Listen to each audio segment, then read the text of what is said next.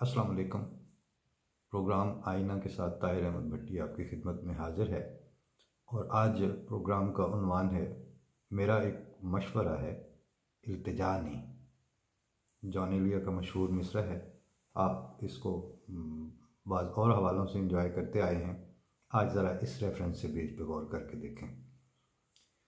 रोज़ाना की बुनियाद पर पाकिस्तानी अखबारात में कालम, फिर मीडिया चैनल्स पर मुसलसल टॉक शोज़ में अहमदी, कादियानी, ख़त्म नबूवत के मुनकर, इस्लाम के गद्दार, मुल्क और रियासत के लिए ख़तरा, आइन के मुनकर टाइप मौज़ूआत को एक तसलसल और सऊदी तदरीज के साथ, इस दफ़ा सऊदी जो है वो सीन वाला नहीं, स्वाद वाला है, सऊदिया वाला नहीं है।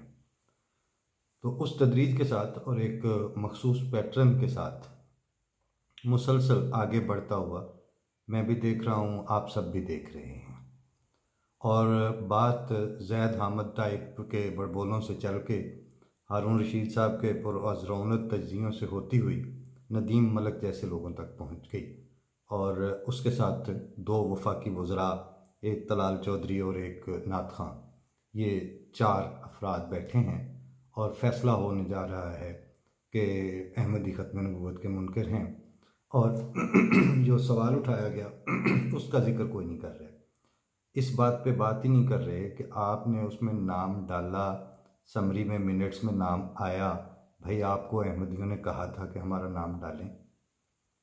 और दूसरा, इतने पढ़े लिखे और इतने दुनियादारी के ऊपर मंझे हुए एंकर्स को ये बात क्यों नज़र नहीं आ रही कि जो कमीशन बनना था या जो माइनॉरिटी कमीशन है उसमें एक मेंबर की क्या हैसियत होती है, उसके मुकाबले पर कौमी असम्बली की और सूबाई असम्बलियों की जो रिज़र्व्ड सीटें हैं उनको तो अहमदियों ने आज तक मुंह नहीं लगाया आज तक। तो आप सारे बेहतर तरीके से जानते हैं कि अपने आप को नॉन मुस्लिम कह के, गैर मुस्लिम कह के, अहमदी आपकी तरफ से दिए गए किसी कमीशन की मेंबरशिप की तो बात दूर की है, आप वज़ीर आज़म भी बनाए तो बनने को तैयार नहीं है। करना क्या है आप, मतलब अहमदियों ने, कि जब जब ला इलाहा इल्लल्लाह मुहम्मद रसूलुल्लाह ख़त्म हो गया, मुसलमान ही नहीं रहे हैं, तो आपके ये ओहदे और ये चीज़ें करनी क्या थी उन्होंने? इस बात को आप बहुत बेहतर तरीके से जानते थे और जानते हैं। फिर वो जो थिएटर लगा के बैठे हुए हैं आप चाहते क्या थे? आप उसमें से रिजल्ट क्या लेना है? मेरा पहले दिन से ये सवाल है।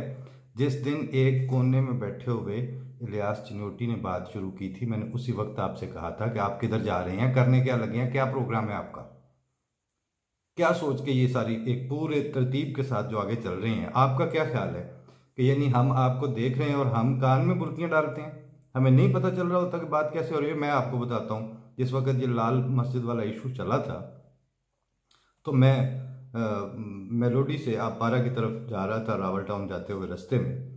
तो अब भी जब मैंने देखा कि मेलोडी से लेके आप पारा तक जो सड़क है जिसके ऊपर लाल मस्जिद है, उसमें क्वार्टरों वाली साइड पे, गवर्नमेंट क्वार्टर्स वाली G6 वाली साइड के ऊपर गड्ढे खोद खोद के तो उसके साथ पाइप उतारे जा रहे थे। पहले आई एक मशीन या वो जल्दी जल्दी से वो गड्ढे खोद गए और फिर पाइप उतार रहे हैं। अब गड्ढे खोदते तो मैंने नहीं देखे, लेकिन जो पाइप उतारती हुई वैन थी, वो जो डाला टाइप, वो गैर सरकारी थी, CDA का काम था वो, वहाँ पे वो उतार रही होती, उनकी सरकारी नंबर वाली होती वो ट्राली टाइप। दूसरे वो जो पाइप उतार रहे थे वो 1.5 इंच की उसमें उतर के थे। अब आप पारा और मेलोडी में कौन सी पाइपलाइन है जो घर की पाइपलाइन से भी छोटी होगी? तो मैंने घर आके जब अपने छोटे भाई को कहा, मैंने कहा भाई अपनी तैयारी कर, तो अब ये जो है ना, ये पाइप नहीं बिछ रहे, ये मुहासरे की तैयारी हो रही है और उसके मोर्चे खुद रहे हैं ये, और विद इन 2 डेज ये अब फाइनल होने वाला है, मतलब आखिरी राउंड है इनका, और उसकी तैयारी कर रहे हैं ये लोग। और ठीक दूसरे दिन हम रेडियो में थे, अभी छत पे खड़े हुए थे तो तमाशा लग गया। तो हम अगर आपके टोए मारते हुए देख के हमें पता चल जाता है कि आप जा किधर रहे हैं, तो हमें अपनी तरफ आते हुए आप नजर नहीं आते कि आपके जहन में क्या चल रहा है, आप किस तरफ जा रहे हैं, आपको मसला क्या है इस वक्त। और दूसरी बात जो काबिल गौर है कि आप मुसलसल 2 हफ्तों से लगे हुए हैं, अहमदी ये हो गए, अहमदियों को वो है, उनकी अकलियत को, उनका कमीशन, उनका मेंबर, उनके, यानी इतनी सारी गुफ्तगू करते हुए आप अहमदियों पे बात कर रहे हैं, आप अहमदियों से बात क्यों नहीं कर रहे? बड़ा जायज़ सवाल है कि अहमदी या नापैद हो गए हो पाकिस्तान में, नज़र नहीं आ रहे हैं आपको, उनके इंतज़ामी सेटअप नहीं है, उनके स्पोक्स पर्सन नहीं है वहाँ पर, क्या चीज़ नहीं है आपकी? और ये लॉलीपॉप हमें ना दें कि आप मतलब आपको असल कहानी ये है कि आपने 1984 से कैलकुलेटेड तरीके से अहमदियों को मीडिया ब्लैकआउट किया हुआ है। That was part of your persecution strategy. ठीक है, उस पर हमें आपने नहीं आने दिया, अहमदी लाइमलाइट में नहीं थे तो ना सही, लेकिन जिन दिनों आपको और कोई काम ही ना हो, आपने सिर्फ अहमदियों पे बात करनी हो, तो उस दिन अहमदियों पे बात करने के लिए ज़रूरी है कि आप अहमदियों से भी बात करें। और से इसलिए आप बात नहीं कर सकते कि उसमें आपको यह है उधर का मौकफ आएगा। आप इस वक्त तक यकतरफा मौकफ की खट्टी खा रहे हैं, आप दो तरफा मौकफ को फेस करने जोगे नहीं हैं, ये आपको पता है अच्छी तरह। और जहां तक वो दो वफाकी वज़रा थे, उनका जो सियासी स्टेटस ये है कि उनको सियासी तौर पर, जैसे वो कहते हैं ना पंजाबी में, कहना तो करो मां दूजी बारी सालन मंगन नहीं देती, इनका कोई स्टेटस नहीं है, लेकिन वो डिफेंड कर रहे हैं जी, इमरान खान को डिफेंड करने हैं। भाई करना है तो करें आप, लेकिन हम ना आपको लेके आए हैं, ना मतलब अहमदियों के जरिए आप आए हैं, ना अहमदियों का वोट है, आप इस मैस में से खुद निकलें। आप सिलेक्टेड हैं या इलेक्टेड है, हमारा तो ये इशू ही नहीं है। तो जब आपकी अपनी जलाई हुई आ गया तो इसमें से आपने खुद निकलना है।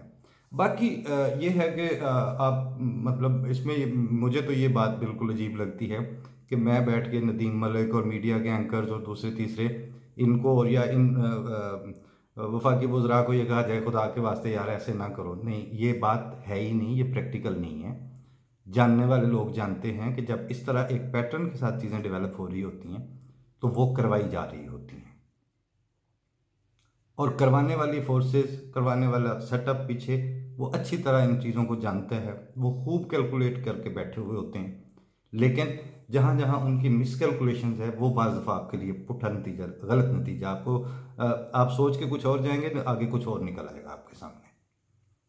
डॉन वहाँ पर एक जिसकी लीक्स और जिसकी बड़ी बड़ी मतलब इन्वेस्टिगेटिव जर्नलिज्म में उसका बड़ा नाम है और एक बड़ा मुस्तनद अखबार है। मैंने डॉन के एक सीनियर सहाफ़ी को, जो इस वक्त पूरे इंटरनेशनल डेस्क के हेड हैं, मैंने उनसे पूछा कि यार आप मुझे बताओ कि आप बड़ी अंदर की कहानियाँ समझते हो, आप हैसियत सहाफ़ी और एक बड़े मतलब एक बड़े अखबार के इनसाइडर के तौर पर आप बताओ कि आप क्या समझते हो कि अहमदी एंटी स्टेट है? उसने कहा नो क्वेश्चन, किसी सतह पर भी हम दूर दूर तक अहमदियों को एंटी स्टेट नहीं समझते, ये है ही नहीं। और 47 से लेके आज तक आप जितने मुल्क के वफादार हैं, आप सारों के ऊपर आइन शिकनी के भी इल्ज़ाम मौजूद हैं और एस्टेब्लिश्ड इल्ज़ाम मौजूद हैं। आपकी मजहबी जमातों के ऊपर फ़ौज को लड़ने और फ़ौज के गले काटने के इल्ज़ाम मौजूद हैं और एस्टेब्लिश्ड हैं वो सारी बातें। आपके यहाँ दहशतगर्द आपने खुद बनाए और खुद पाले हुए हैं। आप एक दफ़ा भी किसी एक जगह पे छोटे से छोटे वाक़े में भी प्रैक्टिकल टेबल पे रखी हुई चीज़ों में एक दफ़ा भी अहमदी किसी एंटी स्टेट बात में मुलविस नहीं पाए गए। अहमदियों ने कभी एक दफ़ा भी इस्लाम के मफाद का सौदा नहीं किया। आप जब बंदरी के पैर सड़े, आप वो बच्चे पैरों के नीचे रख लेती है।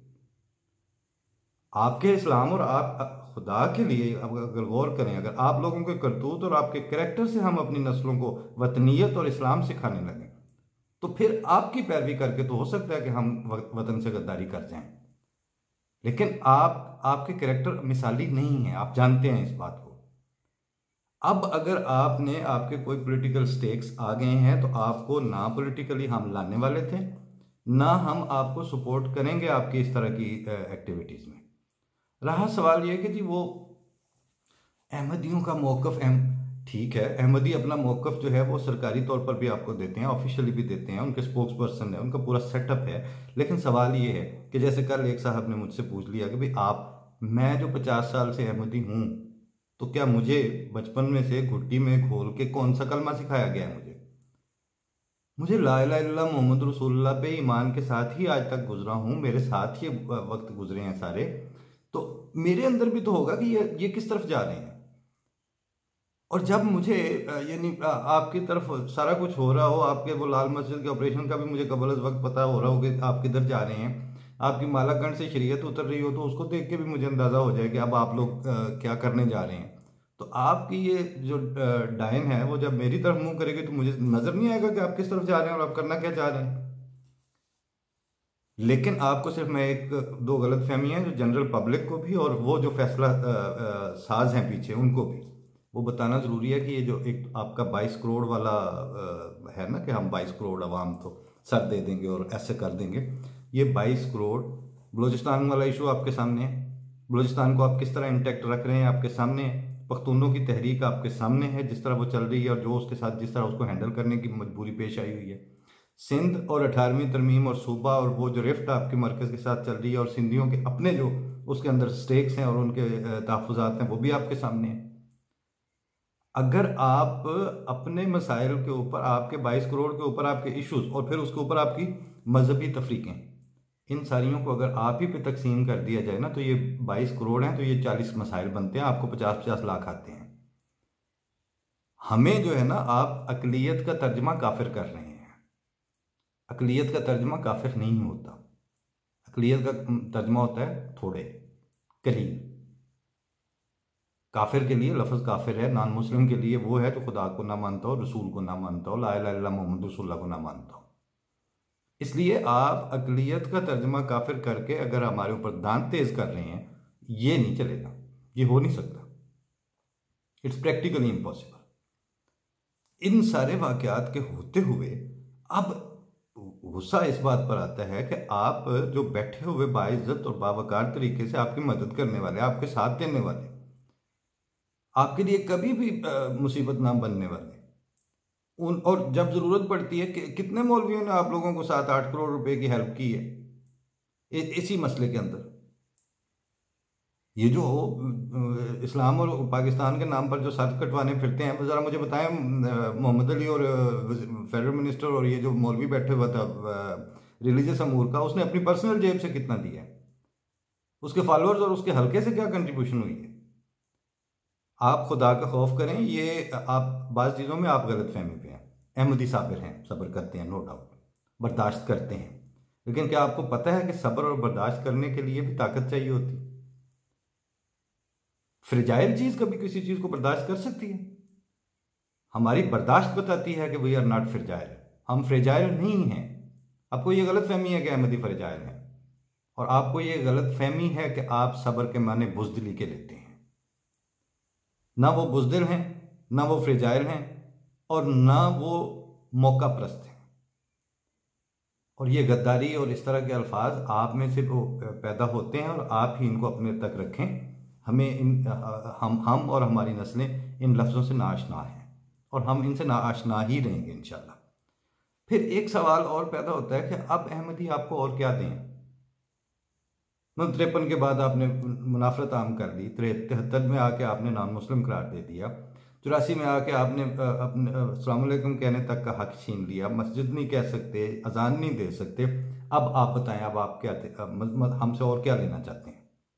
यानी अगर ये जिस तरह सिस्टमेटिकली आप तहरीक का रंग देने लगे हैं, क्या ये वायबल है, प्रैक्टिकल है, और क्या इस दफ़ा आपको देने के लिए हमारे पास कुछ है? अब आप हमारा गला घूंटेंगे तो आने निकलेंगे, और उसके लिए हमारी विश और हमारी नीयत का दखल नहीं है। ये एक फितरी बात है कि आप जिसका गला दबाएंगे उसके आने निकलेंगे, वो आपको आंखें निकालेगा। इस हद तक आप ना जाएं, ये अब आप ये किसी तरह भी अब ये मुल्क को सूट नहीं कर रहा। इन दिनों और करने के बहुत सारे काम थे। इन दिनों यानी अगर आप सिर्फ जस्ता जस्ता ही देखते जाएं कि तो आप खुद सोच लें कि अहमदियों के अलावा आपकी आपस की मजहबी मुनाफरत, उसके साथ मुआशी बदहाली, मकरूज मुल्की मईशत, नाकाबिल बर्दाश्त दिफाई अखराजात, लॉ एंड ऑर्डर की बदतरीन सूरत हाल और इंसाफ और अदालतों का हाल आपके सामने है, और उस सब के ऊपर मुस्तजाद कोरोना वायरस की हालिया वबा का मुहीब साया, जो आप अभी वो नदीम मलिक और वो जब अपने प्रोग्राम में बात कर रहे थे तो उन्होंने इन दो बातों को शुक्र है इकट्ठा बयान कर दिया कि जी वो ये अहमदी और कोरोना वायरस। अच्छा, इसका मतलब है कि एक मुसीबत ऑलरेडी मौजूद है, उसका अभी साया टला नहीं है, ना पाकिस्तान से ना दुनिया से, और आप एक नई मुसीबत मत्थे मारने लगे हैं दुनिया के, पब्लिक के, और अपने लिए एक नई मुसीबत छेड़ने लगे हैं। क्योंकि ये एक विशफुल थिंकिंग तो हो सकती है कि हम ऐसे कर लें, लेकिन क्या इसका कोई प्रैक्टिकल इम्पैक्ट या ये हो सकता है? अहमदी अब क्या करें? अब आपकी खुशनुदी की खातिर हम अपने घरों को आग लगा लें खुद, या आपको कहें कि आ जाएं लगा लें? इनमें से अब कुछ भी नहीं हो सकता। मैं ज़्यादा डिटेल्स में इसलिए नहीं जा रहा कि अगर आप कहते हैं ना, आपके जो बैठ जाते हैं कि हम इनसाइडर हैं, अंदर की खबरें उधर शेख रशीद जैसे दानिश्वर आके बयान करना शुरू कर देते हैं। आप अंदर की खबरें अगर जानते होते तो आप इस तरह की हिमाकत की तरफ ना बढ़ें, क्योंकि कुछ अलामतें होती हैं। मतलब मैंने अभी कल रात प्रोग्राम ऑन एयर हो रहा है जो जमात अहमदिया ऑफिशियली, उसके मैंने इश्तिहार देखा है, उसका प्रोमो, तो उसमें जो सवाल है वो यही है कि अपना जवाब अब आप भी दें। और मुझे ये पढ़ के थोड़ी तशवीश हुई है कि अगर जमात अहमदिया ने आप लोगों से जवाब मांग लिया तो आप बिल्कुल एक्सपोज हैं, आपके पास जवाब देने के लिए कोई नहीं है। आप यकतरफा प्रोपेगेंडे की खट्टी खाते खाते यहाँ तक पहुँचे हैं, और उसमें अब उस हद तक ना लाएं कि अहमदी फिर आपसे जवाब मांग लें। अगर आपसे जवाब मांग दिया गया आप जस्टिफाई नहीं कर सकेंगे, आप अपने आप को भी जस्टिफाई नहीं कर सकेंगे, आप अपने इस्लाम को भी जस्टिफाई नहीं कर सकेंगे, और आप अपनी वतनीयत को भी फिर उस वक्त एस्टेब्लिश करके नहीं दिखा सकेंगे। क्योंकि हकायक तो फिर हकायक हैं, वो तारीख से भी निकल के आएंगे और आपके अमाल से भी निकल के आएंगे, और उनमें से कोई आपके फेवर में नहीं जा रहा। इसलिए ये इसको रोकें, और इस अगर जो ठप्पी चल रही थी तो चलने देते, लेकिन अगर आप फिर भी, ज़ाहिर है मुझ जैसों की बात बहकाने में इतने बड़े बड़े कहाँ से आएंगे, लेकिन बेहतर है, मेरी दुआ है कि इन्होंने और मीडिया और इस तरह के जो सियासी अपॉर्चुनिस्ट्स हैं उन्होंने तो कहाँ बाज आना है, लेकिन जो ये होने दे रहे हैं, मेरी उनसे दरख्वास्त है कि इसको रिव्यू करें। आप जिस तरफ जा रहे हैं वो अब प्रैक्टिकल ऑप्शन नहीं है, that is quite impractical and impossible. फ़ी अमान अल्लाह, अल्लाह हाफ़िज़, अस्सलाम वालेकुम।